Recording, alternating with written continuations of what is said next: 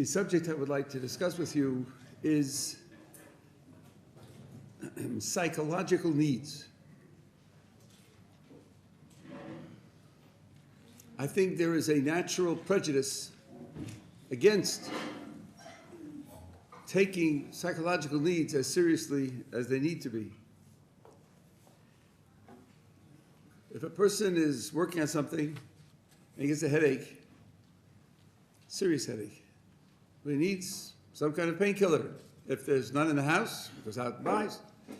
Let's say it takes him an hour to get the painkiller and take it and the headache to subside. Very few people feel guilty. I lost an hour. Why didn't I just tough it out? After all, prizes are not given to the weak, to the self-indulgent. Just work in spite of the headache. We're very forgiving of ourselves when we have a clear physical need. But if the material I'm working on is boring, and it's hard to focus, and I know that an hour's turn in the park would restore, I won't say enthusiasm, but let's say tolerance for the topic or the subject, there we are inclined to be very self-punishing. No. Just get a grip on yourself and push it through. Make it work anyway. I did a little search in terms of Torah sources to find, is there any such distinction between physical needs and psychological needs? And I was not able to find any such distinction, and not only that, but I did come up with some pretty clear sources that treat them on a par. Mark Silbus is talking about the responsibilities of charity, of tzedakah. You must give to a poor person enough to fulfill his needs. Needs means you should give him what he needs, but you don't have to make him rich. Then the pasuk goes on. The very next words are asher yechsar lo, which he is missing. And the Gemara explains that even a horse to ride on and a servant to go before him to announce his presence. Now that's luxury. That's like having a BMW today.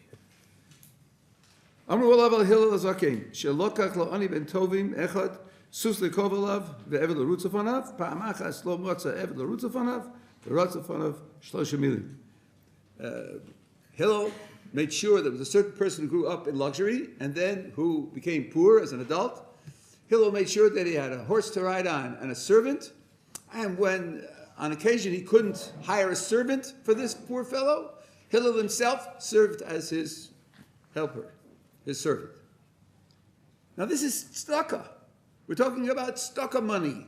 Tzedakah money can be used to make a person feel confident and happy. And it doesn't necessarily mean putting food on the table or giving him clothes to wear or medical help. It means making him feel as confident and happy and successful as he did when he had more resources. The Gemara in Shabbos talks about removing a scab. And it says that if the scab is causing a person pain, then it's perfectly appropriate to remove it. If it's for appearance, then there could be questions as to whether someone, especially a man, should be concerned with his appearance in that way. Tosfos comments, B'shil tzaro, he should take it off, he can take it off for his pain. V'im ein lo tzar ela shemizbayesh lilech bein b'nei adam. The only pain he has is he's embarrassed. It's disfiguring. Does that count as tsar? Listen to Tosfos' words. Shari, it's permissible. De'ein lecha tsar gadol mizeh. There is no greater pain than being embarrassed in public. And so therefore, when the Gemara said tsar, without qualification, without any specification, of course the Gemara meant psychological pain, because there's no greater pain than that. So when the Gemara said tsar, of course it was including that, without question. The Rambam in the Shemona Prakim, Perek Hey, is discussing the klal, Kol ma'asecha yiyu l'shem shamayim. All your actions should be for the sake of heaven. And he says, how would such a person eat? Of course, he's going to eat food that is nutritious, healthful, not going to eat just for the sake of the pleasure of the food. And then he says, a person might lose his interest in food. As you'll see, he's not talking about anorexia.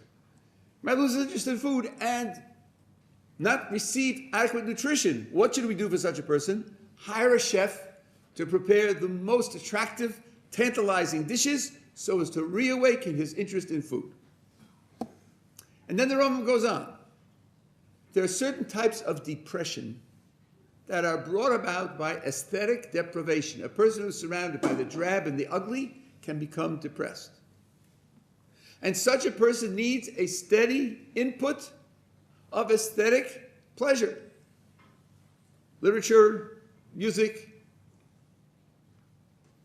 nature.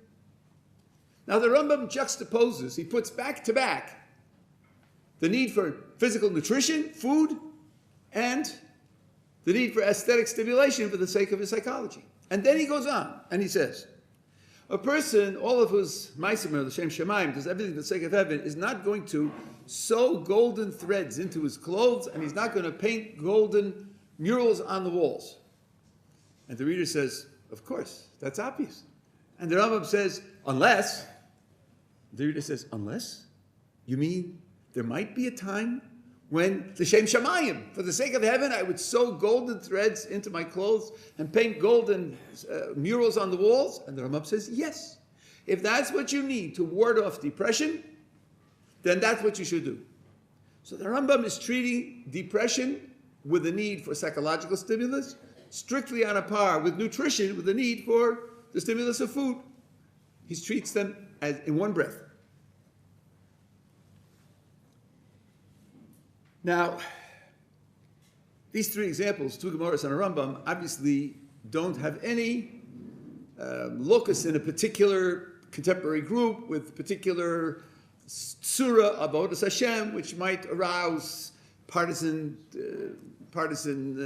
dismissals because he belongs to that group. So he's making all of these things. Talking about two Gemaras and a Rambam. Now I'm going to give you an extended treatment from Shirei Das. I owe these sources to Rabbi Zelig Pliskin, who showed them to me 35 years ago. Shirei Das starts, the title of the Mamar is Pales Magal Regalecha, make a circle around your feet. It's like a boundary, setting up an area which is permissible against an area which is forbidden. He starts with a Mamar Chazal, which says that a man who stops learning Torah unnecessarily is as if he was Oved Avodah Zorah. And he spends a few pages proving that that's literal. It's not an exaggeration. Chazal meant it literally. A man who stops learning Torah unnecessarily is as if he served idols. Of course, the key word in that formula is unnecessarily. What counts as an unnecessary stopping of Torah learning, and what counts as a necessary stopping of Torah learning? And the author says, you'll respond, if I ask you what counts as necessary to stop learning Torah, I mean stop learning for the day, for the hour, for the morning, not necessarily stop permanently. You'll tell me the necessity to stop learning Torah is dictated by biology. Do you have to stop learning Torah to sleep? Of course, because if you don't sleep, you can't learn. You have to stop learning Torah in order to eat? Of course, because if you don't eat, you won't be able to learn. And so it is with all the necessities. Yeah, biology will tell you when it's necessary to stop learning so as to be able to learn. Says the author, that's wrong. That's wrong. Criterion is not biological. Criterion is psychological. Says the author, a person ought to feel happy, successful, optimistic, joyful, self-confident. That's how a person ought to feel. He ought to walk with mitzadei oz, with steps of strength. He ought to manifest tiveres ha'adam, the glory of man. That's the psychological condition a person should be in. Now, what does it take in order to be in that psychological condition? And now he gives a list, reminiscent of the Rambam's list, but with a few additions. Aesthetic stimulation, the beauties of nature, calm, relaxed conversation. Not only what chiddush did you hear in the shir this morning, and what new halacha did you learn, and what new insight did you get from the Rambam, but how are you feeling? What do you hear from home? Is everything okay? Are you working on something that I could help you with? Just relaxed, sharing a conversation, and physical pleasure. That item is on the Shirei Das list. Physical pleasure, some measure of physical pleasure is necessary to feel happy, successful, self-confident, positive, joyful, optimistic. So someone who stops learning Torah in order to acquire any of those inputs so as to feel happy, etc., his stopping learning Torah for that period of time is called a necessary stopping of learning Torah. To show how seriously he means this, the Shirei Das applies this to a concrete problem. What have I done, says the Shirei Das? I've enlarged the circle around your feet. I've made it permissible for you to do things which otherwise you might have thought is not permissible. But there's still a limit.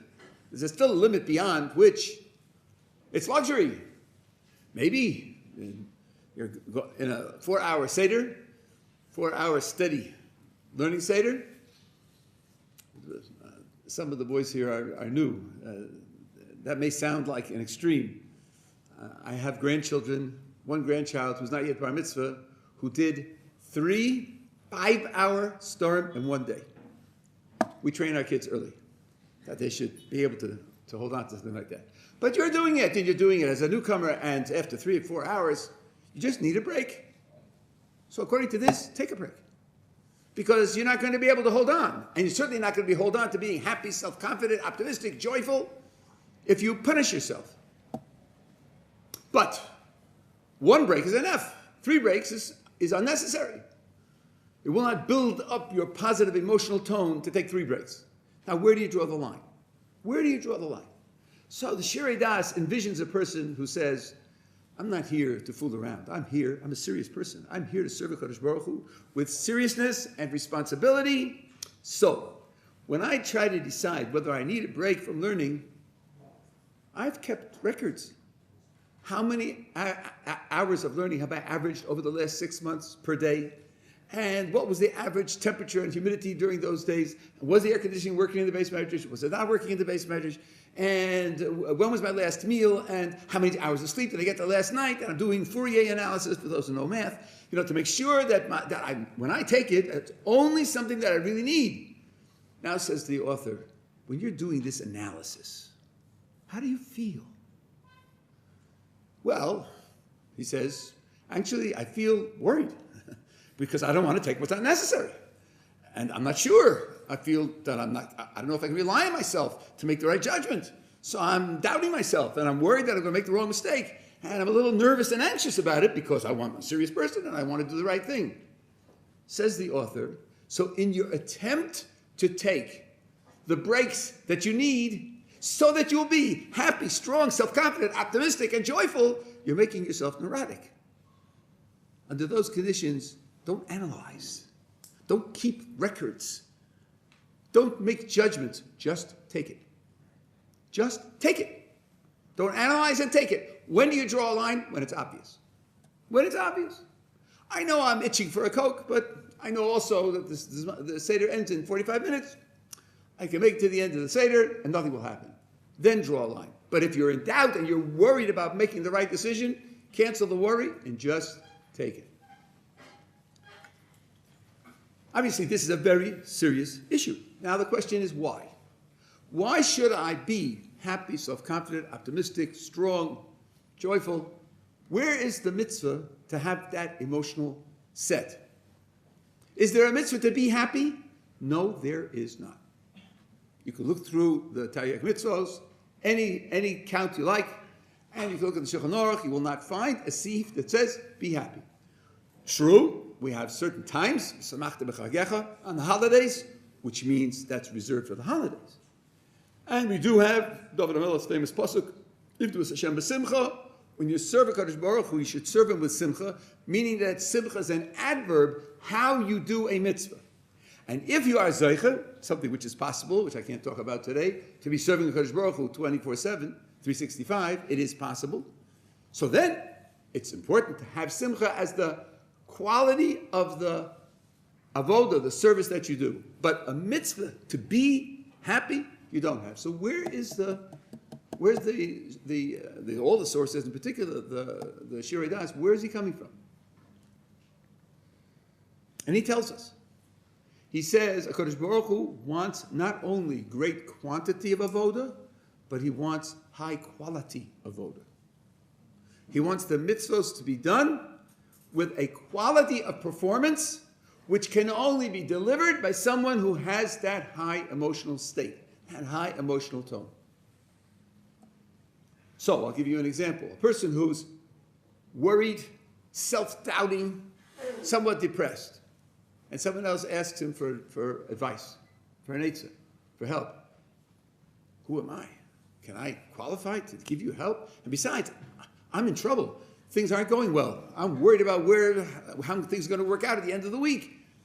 I'm worried about my own, yourself comes first before somebody else. Joyful people can give to others. People who are worried and upset and nervous and anxious find it very difficult to give to others, and to concentrate during prayers, and to feel the joy on Shabbos, which is something we should discuss. There is a quality of joy.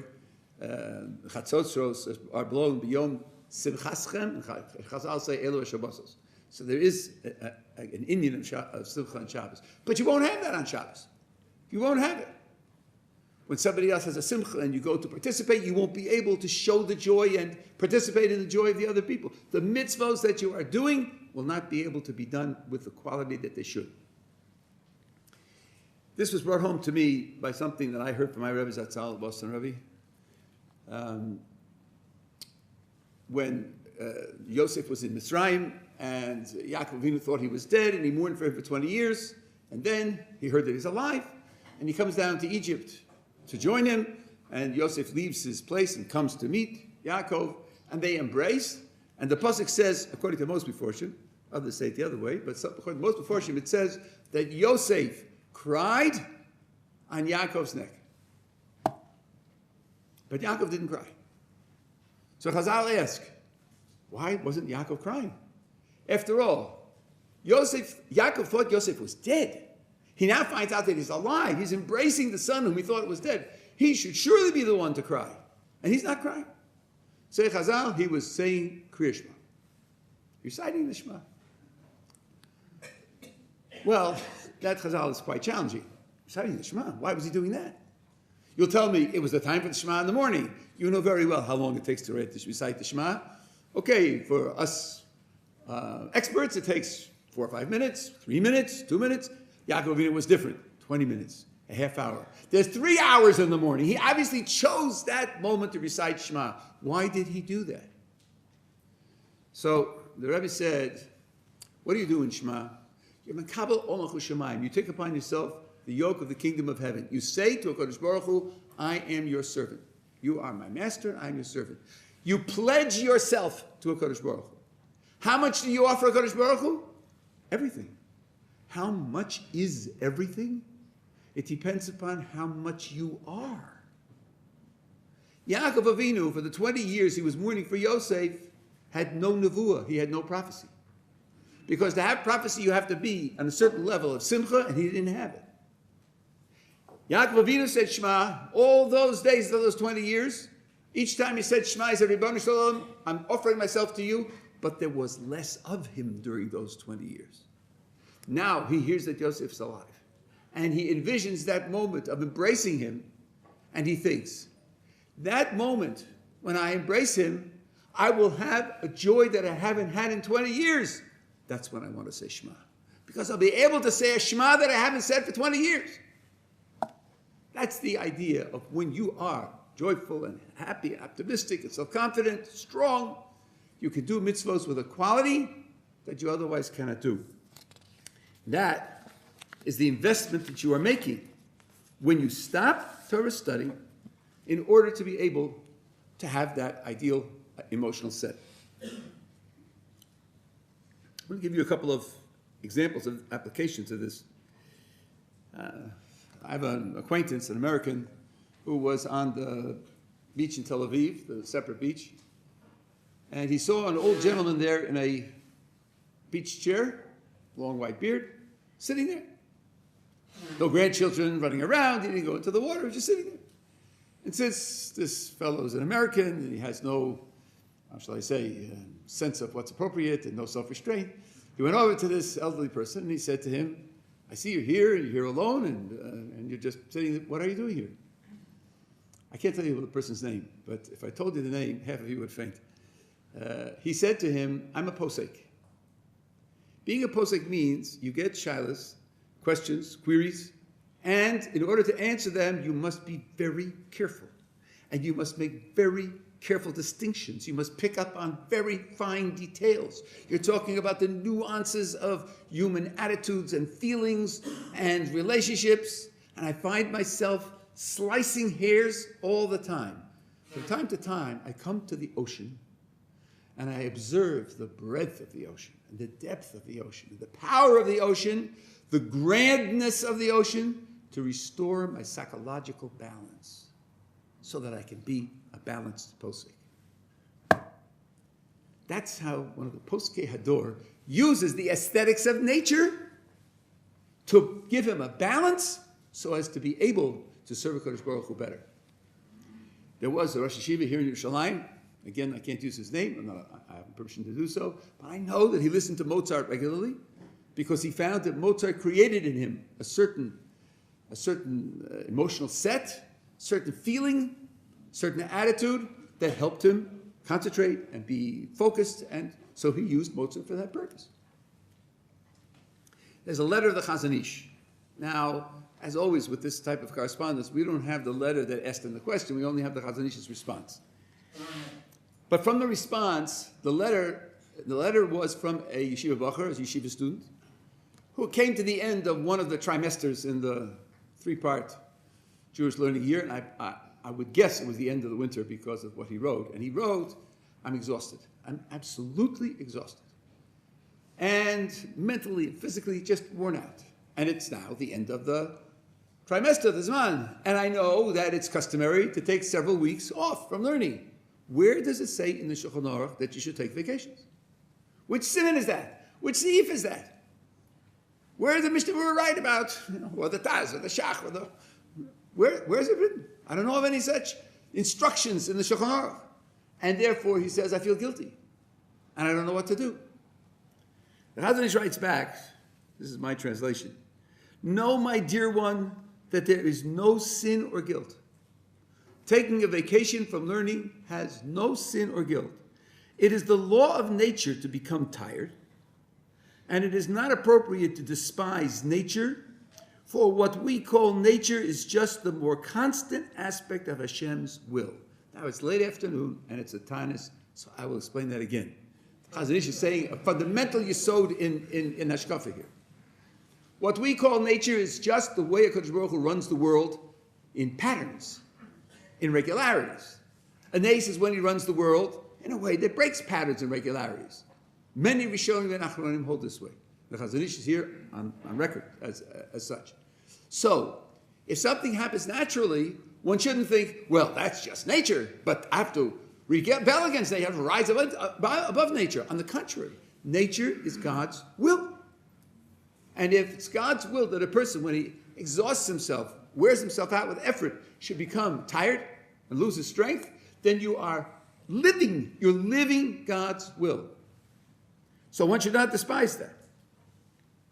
And he says, therefore, the Chazon Ish writes, you are obligated to stop learning entirely for 2 weeks. Stop learning entirely. Legamrei. Stop learning entirely. Chayavato. 2 weeks. And eat well. Sleep well. V'od inyonei batola. That's the word that the Chazon Ish uses. This is Michtav Lamed Hey, 35. Od inyonei batola. Now, in a yeshiva vocabulary, batola is the closest thing you can come to very inappropriate speech. Batala means temporary suicide. It means doing nothing. Doing nothing means you're spiritually dead. So when the Chazon Ish uses this word to the yeshiva bacher, it's a slap in the face. Yes, batala. Happy are you that you toiled in Torah and grew weak over it, that you didn't become exhausted doing something else. And he says in the letter, you wrote me some interesting Torah ideas in your letter to me. I'm not answering them. Because, of course, if the Chazon Ish answers them, then the bacher will go and look them up and try to figure out how to answer the answers. No, I'm not answering. Then he says, if you have trouble with this, come to me and I'll make sure it works. Come to me, I'll make sure you won't learn. I don't think you can have a more elaborate, precise, stressed expression of the idea that people have psychological needs, physical and psychological needs, and they have to be attended to. Now, there are two applications of this which I want to mention, and then I'll be finished. One is those who are charged with care for others who have special needs. This is a very challenging position to be in life, whether it's elderly parents or other elderly people, or it is children with special needs. And the best people fall into the following trap. I'm the parent, the son, the daughter. I'm the closest relative.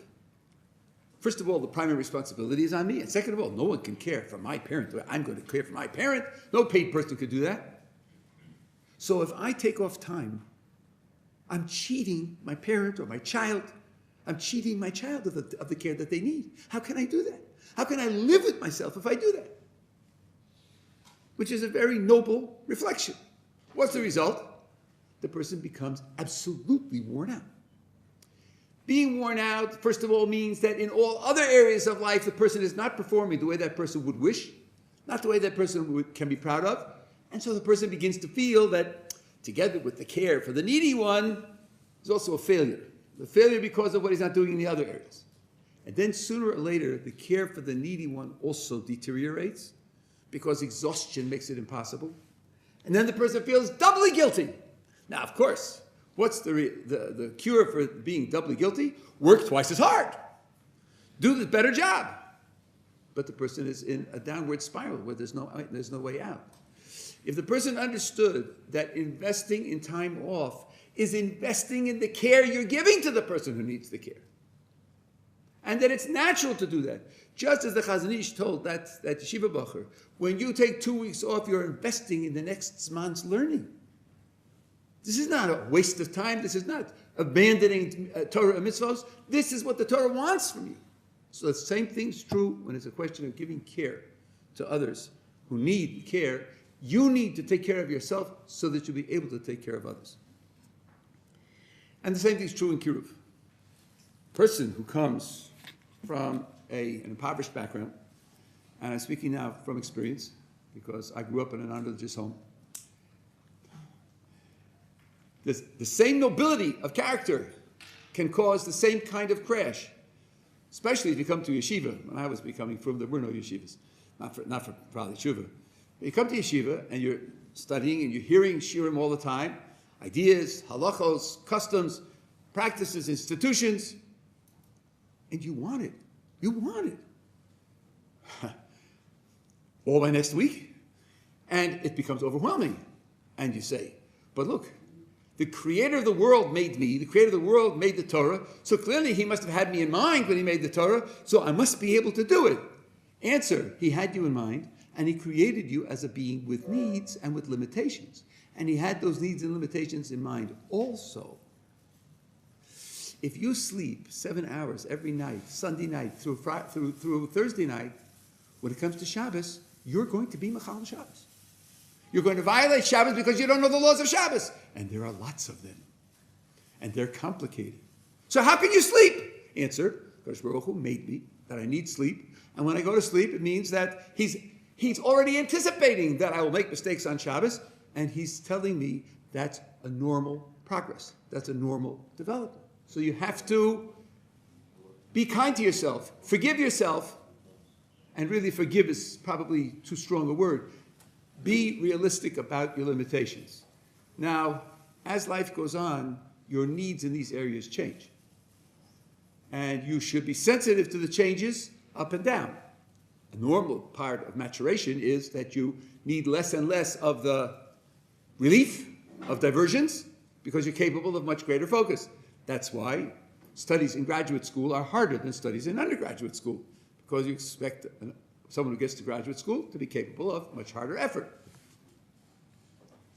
But it can go the other way, because throughout your mature life, you may come under stress, and there may be times when you just are going to be coming apart at the seams if you don't have that ability to find the aesthetic input and the beauties of nature and the relaxed conversation and physical pleasure that is necessary to maintain that psychological balance.